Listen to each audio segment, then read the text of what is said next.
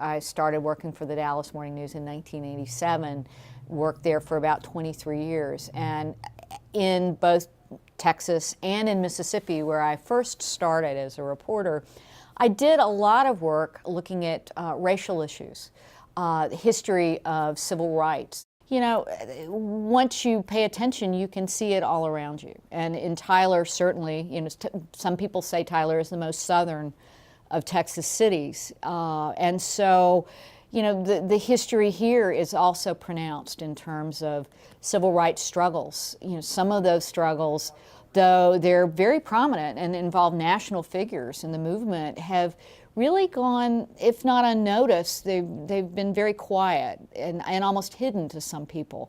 But Tyler was a battlefield very, very early on, right after Brown versus Board of Education in the Civil Rights Movement. So that interested me. And once there started to be a discussion last year about the name of a public school in Tyler. One of the two major high schools here is called Robert E. Lee High School. And there began to be a discussion over why the school was named that and whether it was a good idea to keep the name.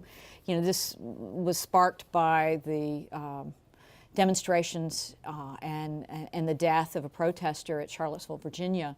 And a minister here in town actually asked for the school board to consider changing the name of the school, saying that given the history and given the symbolism and given that this was a Confederate figure, was questioning why a public school, particularly in this day and age, particularly in a district that is now majority Black and Hispanic, why you would have a school named for this. So there was a school board meeting, and I went to the board meeting just out of curiosity. Several people stood up who were Robert E. Lee graduates during this school board meeting, and they were saying how they did not want the school's name changed, and they kept repeating that old saw about if you don't know your history, you'll be doomed to repeat it. And it really struck me, you know, particularly as a child of the South with my background, that these people might not necessarily know their own history, and they might not be aware of how this name came to be. So I got curious about it and decided to use some of my old reportorial skills to look into it.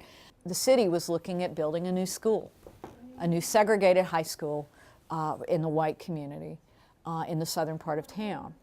And there was a debate, what do we name the school? And there was an effort made to let the student body, the white student body at the school, decide what they were going to name it. And ultimately, some choices were given to the school district, and the school board, you know, all white, decided to name this school Robert E. Lee High School, which, you know, the white community would say this is just to honor our past and our history. Tyler has a rich history connected with the Confederacy. But in the Black community, this was very much seen as, you know, a thumb in their eye and a gesture of defiance. And very quickly after they named the school, you know, some, you know, overt symbols of that defiance became really clear. The mascot that was chosen, it was the rebels. They referred to them also as the Confederates. School symbol became the rebel flag. Within a year after the school opened in 1960, a prominent family in town bought and donated a gigantic rebel flag. It was known as, you know, bragged on as the second biggest rebel flag in the world. Here's a picture of it with some of the students around it. It took 20 high school boys to carry this flag. So again, you know, you have these Confederate symbols that are coming out as overt symbols of segregation. And, you know, it couldn't be lost on anybody in the Black community here that those symbols were also very powerful and very deliberate here. So, you know, you had not only that symbol, but you had a group called the Rebel Guard that was formed by a high school history teacher within a year or two after the school was named.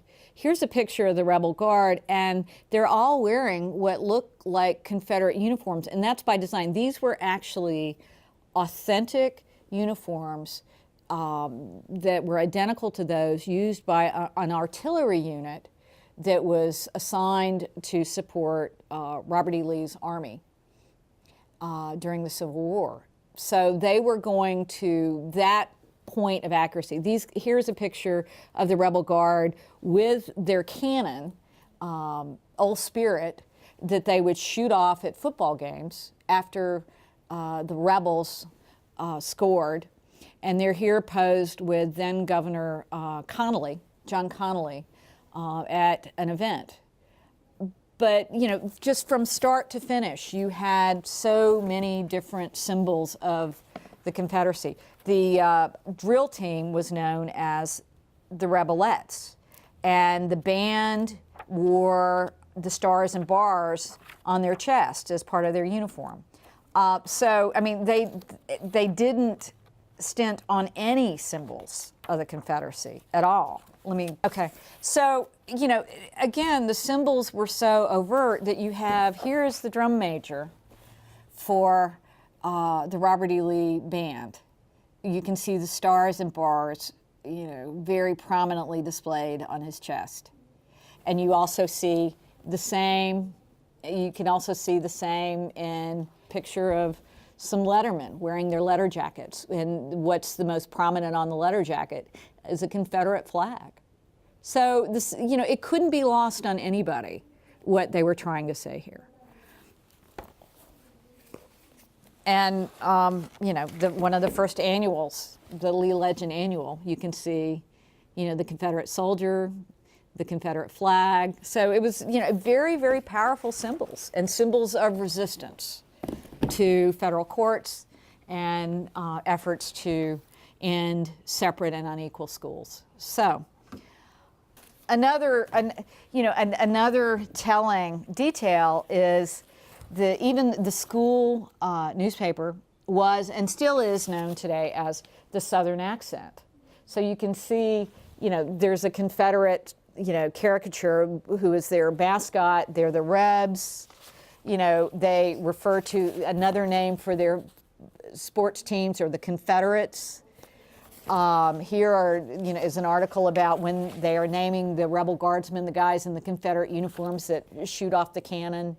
You know, they're being named here today. And here's a picture of one of these guys in the school newspaper. So, I mean, it was just ingrained in the fabric of daily life in the school. That, you know, we're the rebels, we're the Confederacy, this is the old South, and this is the old lily white South. In October of 1972, there were 4 kids from the black student body at Lee who presented the school board with a petition asking, would you please change these Confederate symbols and the name? Because again, here's a school that is now integrated where you had black kids who had to run under a rebel flag every time they came out of the. So here's a school where you had black kids running under a rebel flag every time they came out on the football field, if they were on the football team. They wore the stars and bars on their band uniforms. They had kids doing rebel yells and waving rebel flags in the stands and shooting off a cannon, dressed up like Confederate soldiers every time the football team scored a point. And the members of the black community said, you know, this is really unacceptable to our kids. You know, we're having this just sort of shoved in our faces every time, you know, somebody yells, give them hell, R-E-L. These kids came to these kids came with a petition and said that asking black kids to honor the Confederate flag as a school symbol is like asking Jewish kids to honor Hitler and the Nazi flag. Even with that kind of appeal, the school board again, you know, delayed action. And in November of 1972, there were some skirmishes and disturbances between white kids and blacks. You know, there's debate about how it started and how serious it was, but there was enough tension that police were called in. The next day, though, people were scared. 500 kids didn't come to school at Lee. And some kids said teachers told them to stay away. And, you know, then again at a pep rally, the white kids sing Dixie, some black kids raise their fists in a black, you know, power salute. There's more tension. And in all of that environment, the school board then is asked to vote in November on what they're going to do about the school name change. They refused to vote on whether to change the name. And one white board member said black students didn't deserve the right to ask for changes because of all the fights at the school. And said if the black students had been a little less arrogant, a little less demanding, compromise would have been accomplished. You may get a lot of these things, but is it worth it to polarize and alienate your whole community so that a great number hate each other's guts? So, I mean, the rhetoric was pretty strong on all sides and also among members of the school board. And after that was delayed, the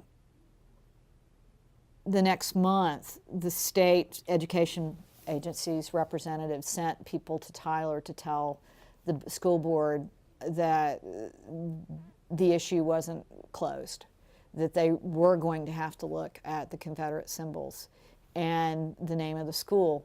So in January, there was another meeting, and a private meeting with the school board members and representatives of the Texas Education Agency. So on January 14th of 1972, the board voted 5-2 to get rid of the rebel mascot, the Confederate flags, the Dixie Fight song, the Rebelettes drill team, and other Confederate symbols at Robert E. Lee High School. Only under duress, and even two of the board members at that point wouldn't vote to agree to do this. They voted, though, at the same time, unanimously, to keep the school's name. And the next morning, Lee's students came to school to see their teachers fanning out across the campus, stripping classrooms of Confederate flags and rebels and any other symbols. They also made plans to take out a mosaic that was in the school lobby and rebel symbols on the school gym floor.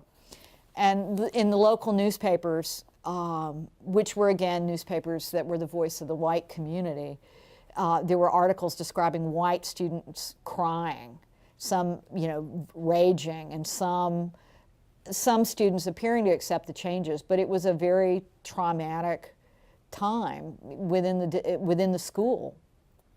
And some students were telling a local reporter it was going to be hard to come up with a new mascot and symbols that don't reflect the Confederate history of this Confederate general, who was one of the major symbols of the Confederacy, and also from the 1950s forward of massive resistance to segregation across the South. So after this was done, the school had a vote on what should be the new mascot.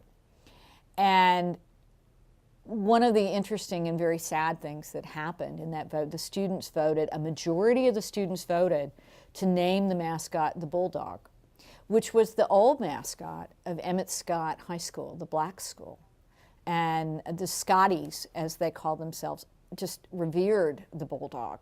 And so here in a student vote, that was the number one choice. And the school principal refused to release vote tallies to the local paper. And they then decided to have another round of voting the next day, and Bulldogs were dropped from those three choices. The new mascot was voted in as the Red Raiders, and they would be the Southerners. The Rebelettes became the Southern Belles. And there were 125 fewer kids that voted in the final vote than in earlier rounds. And when one of the local papers asked the principal about it, he said, you know, he didn't know that the principal said he didn't know if some students didn't vote or whether there were students that just stayed home because it was cold. But that day, the high in Tyler was 58 degrees. So, I mean, it was very clear that kids were devastated, and they felt like, you know, they really weren't given a fair chance. But the school became the Red Raiders. Since then, the discussion largely died down about what the school should be named until Charlottesville. And once Charlottesville happened, again, a minister of Hispanic heritage began to raise the issue. You know, one of the interesting things about the community discussion has been that there has been a very lively debate on Facebook. There was a social media effort by people who supported keeping the name to do a petition to keep the name. There was also a petition to change the name. And so there's been a kind of discussion that we once would probably not have been able to have here. And one of the more striking things about the discussion, you know, particularly since, you know, people began to see some of their own history. You know, we published these stories in the Tyler Loop. There was fear when this came up last fall, and it was actually openly said at a school board, oh, we're going to have outside agitators. Oh, we're going to have protesters. Oh, we're not going to let people come and, you know, force this from the outside. But what's been interesting about the discussion is that it has been an organic discussion from within the community. And, you know, I'm not sure still how the decision will finally play out. You know, one of the things that's happened, one of the reasons why it has come up is they are rebuilding both John Tyler High School and Robert E. Lee High School right now. And the discussion among some school board members is this is a perfect opportunity. You're having a new school, why shouldn't we look at changing the name? And by summer, if they make a decision to change the name, economically it may make some sense. It won't cost that much to do renaming. So the discussions are still underway. And one of the major points that some people are making, including, interestingly enough, the grandson of the woman who donated that gigantic rebel flag back in 1960 to Robert E. Lee High School, a guy named Andy Bergfeld, gave a very moving, heartfelt speech at a school board meeting saying that he revered Robert E. Lee. He was a graduate of the school. He understood the deep connection some people have to that name because it's their high school. It's where they remember all these good times of, you know, growing up in Tyler. But he also understood that, you know, the school district now is a majority-minority school district. And Robert E. Lee actually is a majority-minority school district. If you look at the numbers now, today, Robert E. Lee is 40% white, it's 26% black, and it's 30% Hispanic. And the school district as a whole is only 21% white, it's 28.5% black, and 46% Hispanic. So Andy Bergfeld gave, you know, I think a very courageous speech saying he could understand, even if you wanted to debate the causes of the Civil War, and some people here still do, that you could not deny that at least part of the cause of the war was over slavery. And he could see how painful it could be for an African-American kid to have to wear a Robert E. Lee name on his uniform playing football, or having to go to a school with that name as his high school. And so he advocated even for considering a change in the name. So as I said, there's been a shift. And it's, you know, for a very, very southern city, very, very proud of this imagined southern history, I think it's important that the conversation is continuing. You know, it's unclear where it will go, but it's been a conversation that's been done without a federal court intervention, you know, without outsiders coming in, without you know, there's been tension, but it's not the kind of tension that we once saw back even 30 years ago. So for me, you know, trying to dig back into this history and look at what we often forget in the present, you know, where I'm from, you know, of course, William Faulkner's a famous writer, and he talks about the past isn't dead. and it isn't even passed. And it isn't passed here in Tyler, yet there's a reckoning that's really quite remarkable. And in whatever happens here, you know, I think that people should walk away from this being very proud that they've been able to have a civil dialogue. You know, I have a bias. My hope is that they'll change it because it represents a false history. You know, it elides and erases much of the history that is actually here in this room. But whatever happens, we've had a discussion that I don't think would have been possible 30 years ago even, much less 50 years ago. I mean, this was a battleground of the civil rights movement, a battleground that's largely been forgotten. But that whole history is informing the way we're discussing it today. So digging back into it has been, it's been really gratifying for me.